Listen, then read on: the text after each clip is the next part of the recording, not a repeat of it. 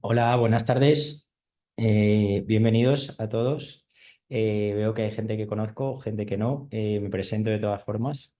Soy el doctor González de Verica Formación y estamos aquí hoy pues, para ver un webinar acerca de la técnica de elevación de seno, para que veáis un poco cómo trabajamos, cómo realizamos esta técnica. Así que voy a empezar con la presentación, ¿vale?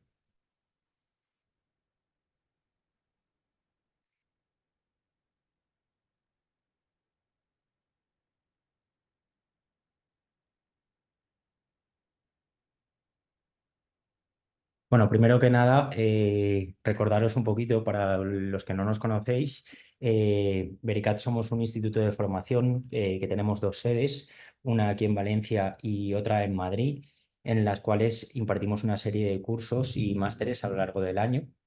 Uno de los cursos que impartimos es el que vamos a tratar hoy en el webinar, que es el curso de elevación de seno maxilar. Tenemos dos convocatorias al año, realizamos una en mayo y otra en noviembre. Ambas convocatorias suceden simultáneamente en Madrid y en Valencia para tener más opciones de inscripción. Así que brevemente, directamente me pondré a explicaros un poco en qué consiste la técnica de elevación de seno maxilar que podréis aprender en nuestro curso. Empezaremos recordando un poquito eh, qué es la técnica de elevación de seno maxilar. Al final, la técnica de elevación de seno maxilar no es más que una técnica en la que vamos a proporcionar una regeneración de tejido óseo para intentar conseguir colocar implantes en la zona posterior del maxilar atrófica, es decir, cuando los pacientes han perdido mucha altura de hueso porque han tenido las pérdidas dentarias hace mucho tiempo o bien se han neumatizado el seno, no tenemos suficiente altura para colocar implantes en la zona posterior y para ello tenemos distintos recursos, entre ellos la técnica de elevación de seno. Recordando un poquito la anatomía de estos senos maxilares, tenemos que decir que los senos maxilares están situados en el cuerpo del maxilar, son bilaterales, tenemos exactamente dos que son normalmente son simétricos. Lo que ocurre es que, digo generalmente, porque a veces esto no sucede de esta manera, sabéis que si el paciente ha perdido piezas en una mi arcada y en la otra no, puede que el seno se haya neumatizado de manera distinta en un lado y en el otro, y ahí dejarían de ser simétricos. El volumen aproximadamente que ocupan esos senos es de alrededor de unos 15 milímetros y es importante recordar de cara a la anatomía que estos senos maxilares se constituyen a las 10 semanas de vida. La constitución de estos senos se produce por la fusión de varias cavidades y lo recalco porque si esta fusión no se produce de manera oportuna, puede que se creen septos, que todos conocéis. Luego lo veremos un poquito más hacia adelante. Recordar también la forma de esos senos maxilares, que es una forma de pirámide invertida, cuyos límites van a estar, por un lado, en la pared medial tendremos las fosas nasales, a nivel posterior tenemos la fosa pterigo-palatina, a nivel lateral tendremos el arco cigomático, superior, en la parte superior tendremos el suelo de la órbita ocular y en la parte inferior tendremos los ápices dentarios en caso de que los haya y si no, pues tendremos ese remanente óseo que le quedará al paciente, que suele ser lo más habitual. Si profundizamos un poquito más en cuanto a la anatomía, es importante recordar que esos senos maxilares están en comunicación con las fosas nasales a través de un pequeño agujero conocido como ostium, muy importante también, como veremos a continuación a la hora de realizar la técnica. Ese seno maxilar, como todos sabéis, está recubierto por dentro, tapizado por la famosísima membrana de Schneider, conocida como membrana, pero sabéis todos que en realidad esa membrana, pues eso, es bastante peligrosa. Los estudios estiman que esa membrana tiene un grosor de entre 0,3 y 0,8. Existen membranas más gruesas por distintos procesos infecciosos o como por ejemplo los fumadores que suelen tener esa membrana más engrosada. Y también existen membranas que incluso me atrevería a decir que son más delgadas de 0,3 milímetros. Esa membrana está formada por un epitelio pseudoestratificado ciliado, contiene más de 150-200 cilios cada célula y lo que está un poco más difuso es la función de esos senos maxilares. Es cierto que se ha demostrado que tienen más de una función, pero ninguna de ellas predominante, desde la producción de moco, como la caja de resonancia a la hora de hablar, como proteger las órbitas, aligerar el peso del cráneo o simplemente regular la temperatura del aire inspirado. Continuando con la anatomía de ese seno maxilar, pues es importante recordar la vascularización de él. Como sabéis, la vascularización del seno y de toda la zona posterior del maxilar superior está llevada a cabo por una serie de complejos arteriovenosos, pero realmente el que más nos importa es la arteria sinusal. ¿Por qué? Por el trayecto que tiene esta arteria. Esta arteria va a pasar por la pared lateral del seno maxilar y, como vamos a ver a continuación, anatómicamente se puede presentar de dos formas. Por un lado, esa arteria puede localizarse de manera intraósea. Intraósea la veríamos como vemos en esta imagen porque vemos la pared lateral del seno maxilar, vemos toda esa cortical, pero donde está la flecha veis perfectamente el círculo del trayecto de la arteria que está rodeado perfectamente de cortical. En ese caso nos encontraríamos con una arteria completamente intraósea. La otra opción que tendríamos sería esta, y es que la arteria sinusal pasaría de manera intrasinusal. Es decir, no estaría completamente rodeada de cortical, sino que estaría en comunicación directa con el seno maxilar en la parte más interna. Esa arteria normalmente, en esos casos, la encontraremos adherida a la membrana de Schneider. Vamos a empezar a ver un poco a través de un vídeo en qué va a consistir la técnica, ¿vale? Pero aún así me gustaría repasar con vosotros paso a paso cuáles van a ser los puntos que vamos a ver. Sabéis que existen dos tipos de técnicas. Por un lado tenemos la técnica abierta o de ventana lateral y por otro lado tenemos la técnica cerrada o con osteotomos. En cuanto a la técnica cerrada, tengo que decir que no es una de las técnicas que nosotros utilizamos por el simple motivo de lo que os voy a explicar a continuación. Es una técnica totalmente lícita, totalmente válida, que se puede emplear en muchos casos, pero es cierto que la elevación que vamos a conseguir con ella no va a superar los 2-4 milímetros de hueso. Además, necesitamos que la cresta remanente del paciente sea lo suficientemente ancha como para poder aplicar los osteotomos. Por otro lado, se precisan al menos 5 milímetros de altura de ese hueso crestal residual del paciente. Y lo que para mí es un poco más importante es que con este tipo de técnica no vamos a tener un control visual de la membrana de Schneider, con lo cual el riesgo que estamos asumiendo al realizar esta técnica es mayor que con la técnica de ventana abierta. Como os decía, la técnica que nosotros más practicamos es la técnica traumática o abierta. Esta técnica para nosotros tiene unas ventajas muy importantes y es decir, que con ella podemos emplearla en todo tipo de atrofia, da igual la anchura o la longitud que tengamos en la cresta residual del paciente. Además, vamos a tener un control directo de la integridad de la mucosa. Vamos a estar en todo momento viendo esa mucosa para poder evitar o por lo menos prevenir el desgarro de esa mucosa y en caso de que suceda, localizarlo rápidamente para poder solucionarlo. Además, con este tipo de técnica vamos a conseguir una mayor elevación de seno, es decir, si necesitamos aumentar más milímetros el suelo de ese seno, vamos a poder utilizar esta técnica. Y evidentemente va a ser más predecible porque en el mismo momento estamos viendo lo que estamos consiguiendo.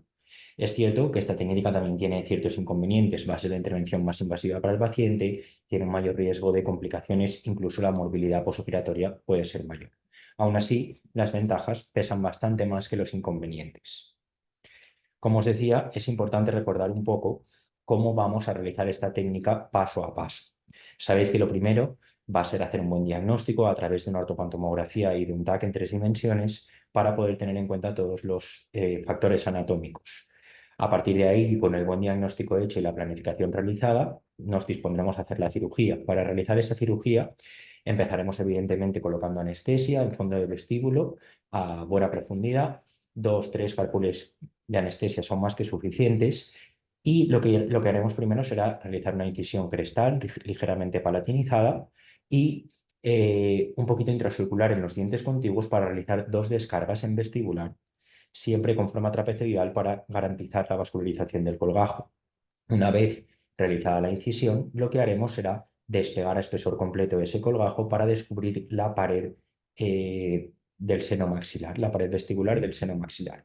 Una vez la tengamos despegada, será importante recolectar hueso autólogo del paciente. Lo podemos hacer con un rascador, lo podemos hacer con un piezo eléctrico. ¿Por qué? Porque el material que vamos a introducir en el seno maxilar es importante que sea una mezcla de hueso autólogo y heterólogo para que la formación de hueso vaya por el buen camino. Una vez hemos recolectado ese hueso autólogo del paciente, es cuando vamos a diseñar la ventana a través de la cual vamos a acceder a ese seno maxilar. La ventana sabéis que se puede diseñar de distintas maneras, se puede utilizar un piezo eléctrico, ventaja que tiene mayor seguridad, pero es mucho más lento. También la podemos realizar con una pieza de mano, con una fresa, tranquilamente y con calma. La podemos realizar, es mucho más rápida, pero tenemos mayor riesgo de caer dentro del seno y romper la membrana. Nosotros normalmente utilizamos la pieza de mano.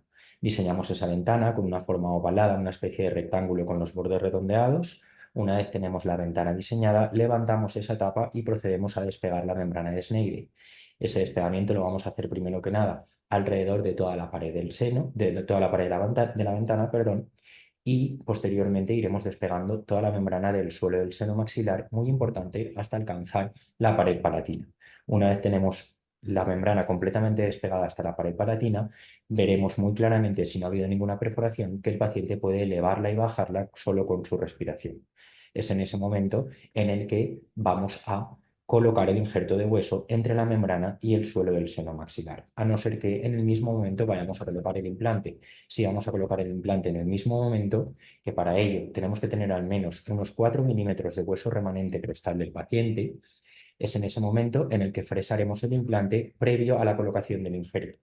Una vez colocado el injerto de hueso, por último, colocaremos el implante dental que nos va a hacer también de anclaje de ese injerto. Una vez terminado todo este procedimiento, lo que haremos será suturar el colgajo que hemos abierto. Muy importante la sutura para no permitir que entre ningún tipo de bacteria en la zona ni se contamine nuestro injerto. La sutura siempre va a seguir el mismo orden. Primero los ángulos del colgajo, luego la parte más crestal de la incisión crestal y por último las descargas. Después de este breve resumen, vamos a verlo con un vídeo para que lo veáis un poco mejor. Vale, empezamos con la incisión, como os decía, a nivel crestal ligeramente palatinizada. Luego realizamos esas descargas, ahí se está realizando una descarga distal. Repasamos esa incisión con una cureta muy importante para despegar todas las fibras de periósteo y que despeguemos el colgajo a espesor total. Es muy importante despegar a espesor total para que dejemos el hueso desnudo y poder obtener ese hueso autólogo del paciente. Como veis, no es necesario realizar un gran colgajo, simplemente dejarlo completamente limpio.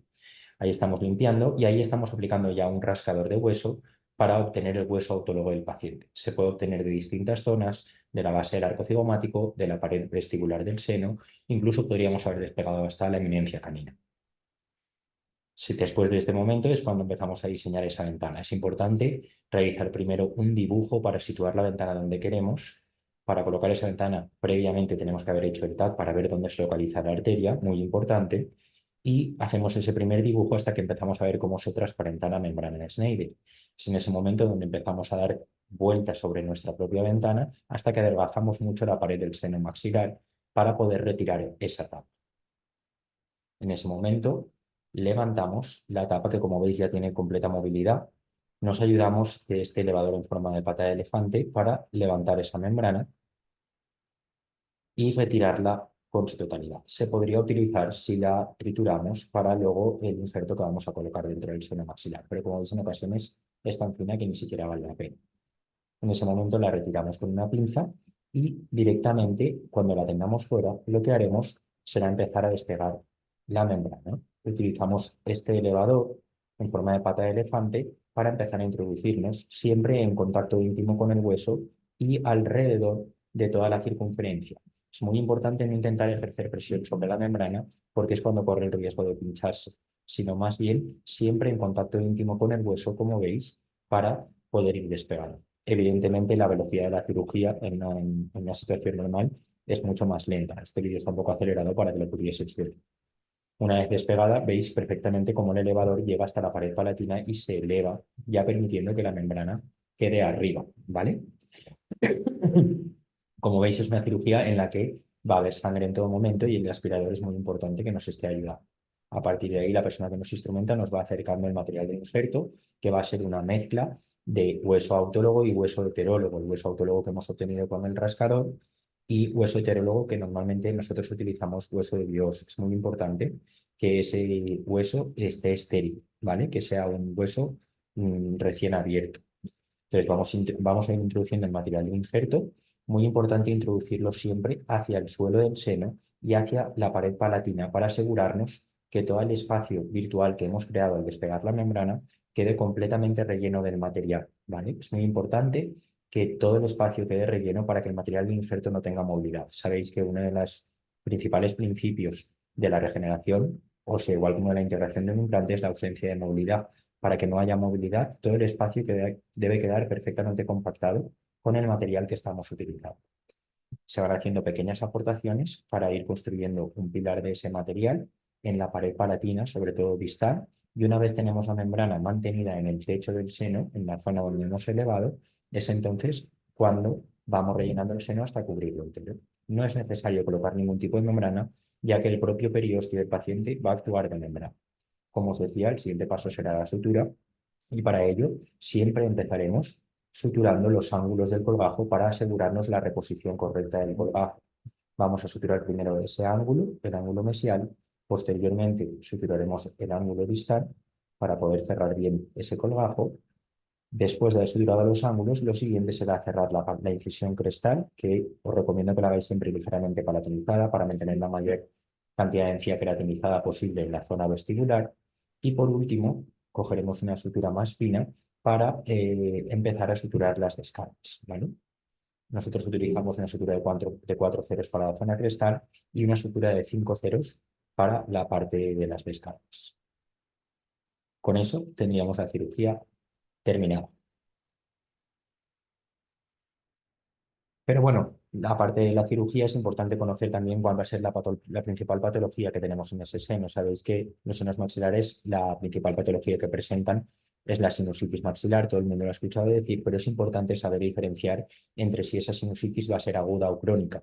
Y realmente la sintomatología va a ser muy parecida y no vamos a poder diferenciarlo a no ser que el paciente nos refiera en la primera visita que está sufriendo o acaba de sufrir un resfriado, una gripe, lo que ya nos indicaría que la posible ocupación del seno sería aguda. Al final, la única manera que tenemos de diferenciarlo es que si vemos un seno totalmente ocupado en el que sabemos que no podemos intervenir para realizar esa elevación de seno, es darle al paciente un tratamiento farmacológico. ¿Por qué? Porque si el paciente responde bien al tratamiento farmacológico y el seno se vacía, estaríamos ante una sinusitis aguda y ya podremos realizar nuestra elevación de seno. Si después del tratamiento farmacológico el paciente no ha remitido la ocupación del seno, deberíamos de remitirlo a un otorrino para tratar la ocupación antes de intentar hacer la elevación de seno. Y os preguntaréis cuáles son los fármacos que utilizamos para tratar esta sinusitis aguda. Nosotros utilizamos una combinación de dos fármacos. Por un lado, un antibiótico moxifloxacino, utilizamos el Actira, y por otro lado, un corticoide. Utilizamos estos dos fármacos con la dosis de un comprimido de cada uno de ellos al día durante una pauta de 10-14 días. Una vez pasado ese periodo, volvemos a citar al paciente para repetir las pruebas radiológicas y ver si así ha desaparecido la ocupación. Si ha desaparecido, podremos programar la cirugía. Si no ha desaparecido, deberemos remitirlo a un otorrino. Como sabéis, esta cirugía conlleva una serie de complicaciones. Aquí tenéis una lista de las más comunes. Por un lado, la hemorragia, por otro, la lesión del nervio infraorbitario, que es una complicación pues bastante rara de ver. La perforación de la membrana sería la complicación más común, dependiendo un poco de cuál sea la perforación. Esto lo vemos en el curso. Hay distintas maneras para resolverla porque las clasificaciones de las perforaciones van a ir en función del tamaño de esa perforación y de la localización de esa perforación. Hay distintas maneras de solventarlo. También la falta de estabilidad primaria del implante, si en el caso de que coloquemos el implante en el mismo momento de la elevación de seno, incluso que ese implante se pueda desplazar al interior del seno maxilar. Como os decía antes, es muy importante también en las pruebas radiológicas conocer los septos de dentro del seno para evitar posibles complicaciones de desgarro de la membrana y evidentemente, como veíamos, si el paciente presenta algún tipo de sinusitis. Pueden aparecer también complicaciones posoperatorias cuyo manejo también es un poco más complicado, como las infecciosas, la reabsorción del material del tejido o el desplazamiento del material del injerto al interior del seno por una perforación que no hayamos visto. Todas estas complicaciones durante el curso explicamos cómo podemos resolverlas, cómo podemos tratarlas o incluso cómo podemos evitarlas, que es lo más importante para que no suceda. En conclusión, es una técnica muy sensible a la experiencia del profesional. Por eso nosotros siempre recomendamos que quien quiera iniciarse en este tipo de técnicas debería iniciarse a través de una formación para ser tutorizado y poder, en el caso de que se presente cualquier complicación, resolverla.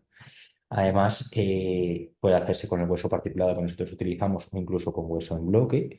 Lo importante siempre va a ser que el material del injerto sea una mezcla de hueso autólogo y heterólogo a la vez y la existencia de suficiente hueso residual para garantizar el éxito del tratamiento, ya sea de la elevación o de la colocación del implante de manera simultánea.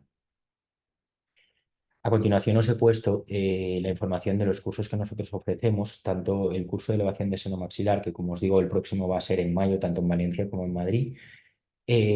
También los demás cursos que nosotros ofrecemos, como el curso de experto en implantología, que se desarrolla en los meses de verano, que son julio y septiembre, y el curso de infiltración de ácido hialurónico, y por supuesto nuestro plato estrella, que es el máster de implantología, que se realiza una vez al año, de septiembre a junio, ¿vale? De cada año. Dicho esto, poco más queda por decir que si queréis hacer alguna pregunta, me dais un segundo para yo poder ver el chat y si tenéis alguna pregunta a través del chat la podéis formular y os respondo. Dame un segundito.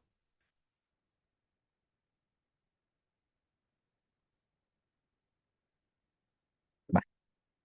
Me veis de nuevo, ¿verdad? Sí, perfecto.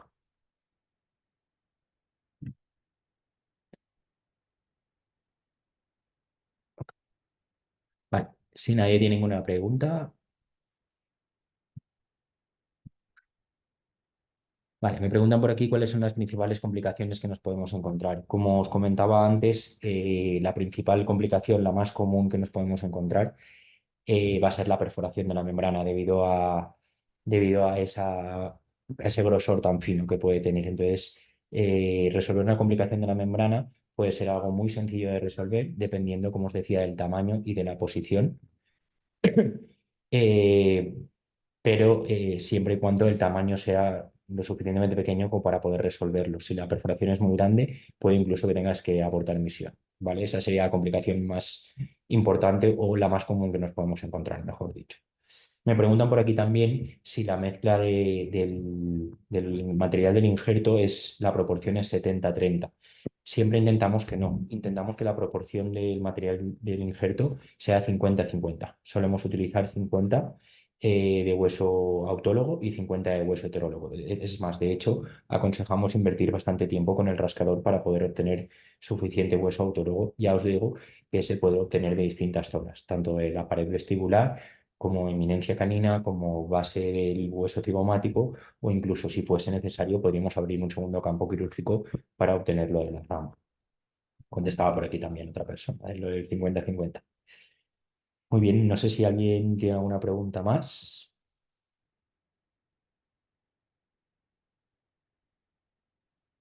No veo ninguna más por aquí. Vale, pues si no hay ninguna pregunta más, simplemente daros las gracias a todos por la participación. Espero que os haya servido de ayuda y cualquier cosita nos podéis encontrar en redes y demás.